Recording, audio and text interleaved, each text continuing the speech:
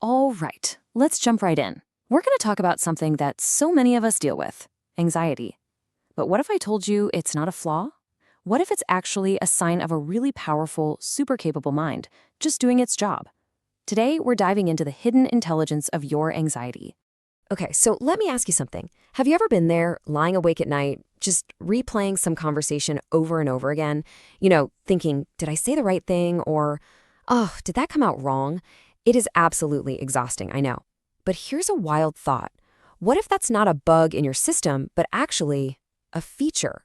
Or hey, how about this? You ever walk into a room and just feel the tension? Like before anyone even says a word, you know the vibe is off. You're picking up on all these little tiny signals that, most people just completely miss.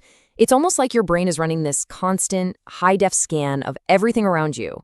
So the word we usually slap on all of this, anxiety, right? And we immediately think of it as this glitch, something broken inside of us that we desperately need to fix.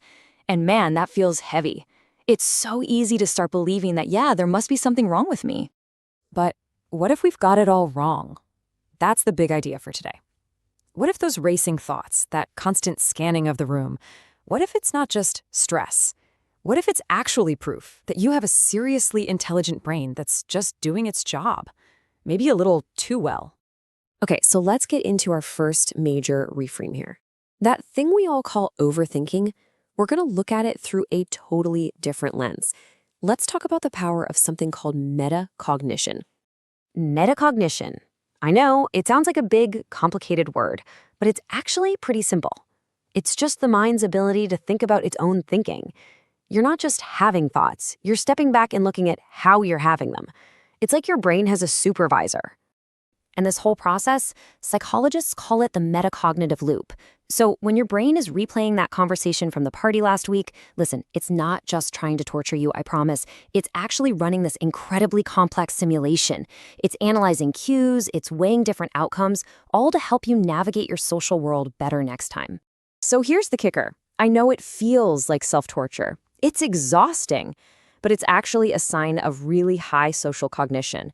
It means you have a mature, complex mind that's working hard to understand people and the world around you.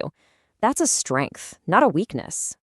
All right, what about that other feeling, that constant sense of being on alert, on edge? We call it hypervigilance, which sounds pretty negative, but what if we reframe that too? What if we see it as your own personal advanced warning system? Yeah, the feeling is draining. It's like you can never fully relax. But the function behind it, that's some seriously advanced pattern recognition. Your nervous system has basically adapted over time to be an expert detective. Think about it. You're processing way more information every single second than most people.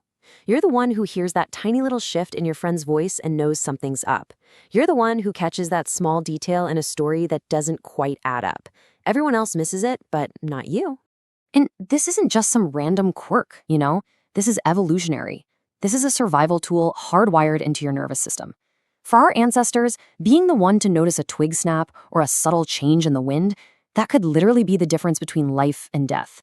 Your system is just doing what it was designed to do, keep you safe. But here's where it gets really beautiful. This incredible sensitivity isn't just about detecting danger. It has a flip side, and it's a superpower. It gives you this massive capacity for empathy. I absolutely love this analogy. You basically become a lighthouse for other people. Because you're so tuned in, you can see right through the "I'm fine" act. You know when someone says they're okay, but you can feel that something's really not. And where does that come from? Well, it comes from the fact that you know what pain feels like yourself. Your own journey has made you fluent in the silent language of the heart.